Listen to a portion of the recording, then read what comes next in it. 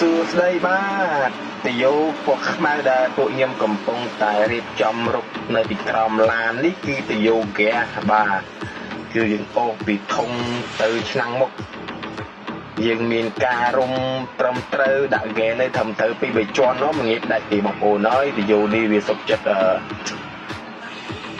ពីស្មត់ណាស់បើឡានកាន់ឡានអីល្មមក៏អត់ទៅគាត់ទេបងប្អូនមកយោស្ពនវាក្រាស់ហ្មងបាទក្រាស់ដូចតាយោសាំងអញ្ចឹងដូចគ្នា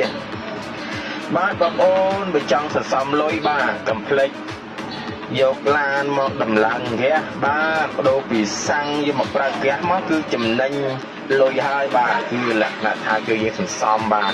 សន្សំតែកដាលមក5000យើងដកតែកដាលបាទតែកដាល